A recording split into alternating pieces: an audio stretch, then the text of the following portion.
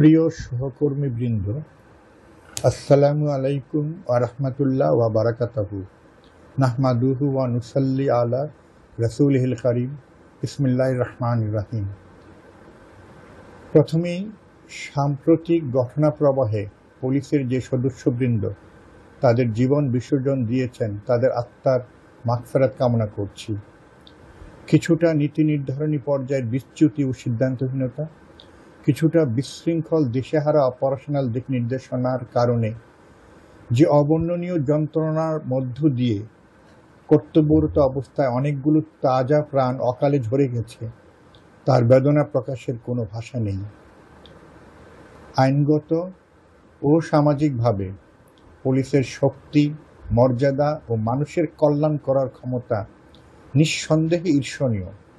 আমাদের নিবিড় প্রশিক্ষণ, নিবেদিত প্রাণ শ্রম এবং ঐকান্তিক প্রচেষ্টা দিয়ে আমরা বাংলাদেশ পুলিশ আমাদের সুনামকে তিল তিল করে অর্জন করেছি। সাময়িক কোনো ভুল ভ্রান্তি কিংবা ব্যক্তি বিশেষের ত্রুটি বিচ্যুতি তা যে কোনো পদমর্যাদার মানুষেরই হোক, তার বা তাদের কারণে বাংলাদেশ পুলিশের মতো একটি ঐতিহ্যবাহী বাহিনীর গৌরব ধুলোয় মিশে যাবে এমনটি ঘটতে দিলে তার ফসল আমাদের যারা স্বভাবগত প্রতিপক্ষ, সেই অপরাধী গোষ্ঠী, তারাই আনন্দে ডুগডুগি বাজাবে। ফসল তাদেরই গোলাপূর্ণ করবে, আমাদের নয়। প্রিয় সহকর্মীবৃন্দ, আমাদের শক্তি ও মর্যাদা আমাদের শৃঙ্খলা ও ঐক্যবদ্ধতায়।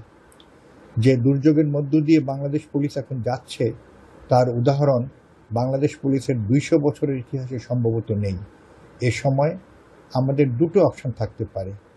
অপশন 1, ক্লান্তি, অবসন্নতা ও ক্ষোভে ভেঙে পড়ে বিচ্ছিন্ন হয়ে নিজের মতো করে ছুটোছুটি করা। অপশন 2, নিজেদের ভুল ত্রুটি কাটিয়ে ওঠে একত্রিতভাবে সুশৃঙ্খলতার সাথে দুর্যোগকে মোকাবেলা করা, এবং তা করতে হবে এখনই। বর্তমান অবস্থায় কিছু দুর্বৃত্তের সংঘবদ্ধ আক্রমণের শিকার হয়ে বাংলাদেশ পুলিশের কি মাঠ, কি সদর দপ্তর, সকল পর্যায়ে একটা শূন্যতা দেখা দিয়েছে। প্রিয় সহকর্মীবৃন্দ, যে দুর্যোগ আমরা মোকাবেলা করছি, আল্লাহ চাইলে তা অবশ্যই সাময়িক।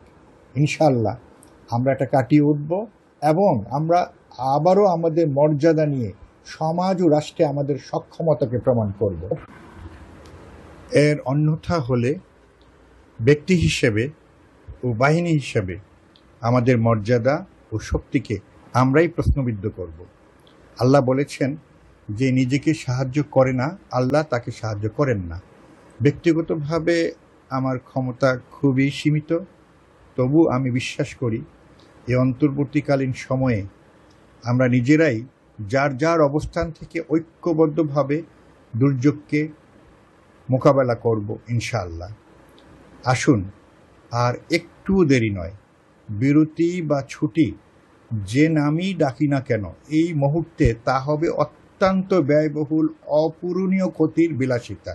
প্লিজ, এই বিষয়টা আমাদের সকলের বোঝাটা খুবই জরুরি। আমাকে বিশ্বাস করুন, আমার উপর আস্থা রাখুন।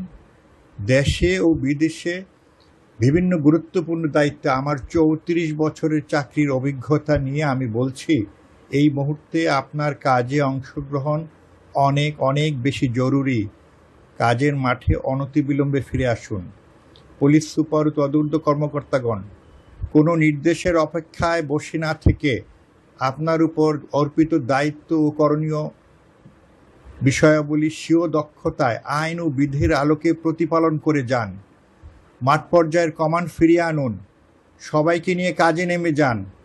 স্থানীয়ভাবে সমাজের ইতিবাচক শক্তি তথা রাজনৈতিক নেতৃবৃন্দ ও সাম্প্রতিক আন্দোলনের সমন্বয়ক বা তাদের প্রতিনিধিদের সাথে ব্যক্তিগতভাবে কথা বলুন। কাজের পরিবেশ ফিরিয়ে আনুন। কোনো নিহত বা আহত সহকর্মীর বিষয়ে তাৎক্ষণিকভাবে কোনো বিশেষ করণীয় থাকলে পুলিশ হেডকোয়ার্টার্স বা আমাদের নজরে আনুন। মাঠ পর্যায়ে দাবি দেওয়ার বিষয়টি অবশ্যই উপযুক্ত কর্তৃপক্ষের নজরে আনা হবে এবং আল্লাহ চাহে তো যথাযথ ব্যবস্থাও নেওয়া হবে। এই বাংলাদেশ পুলিশের কাছে লাখো কোটি গণতন্ত্রমনা মানুষের প্রত্যাশা অনেক। বিশ্বাস করুন, আমরা পারব। শোককে শক্তিতে পরিণত করে বাংলাদেশের গণমানুষের আকাঙ্ক্ষার পুলিশ, অহংকারের পুলিশ ও ভালোবাসার পুলিশ হয়ে আমাদের স্বপ্নের বাংলাদেশ বিনির্মাণে আমরা যথাযথ ভূমিকা রাখব ইনশাআল্লাহ। আল্লাহ আমাদের সহায় হন।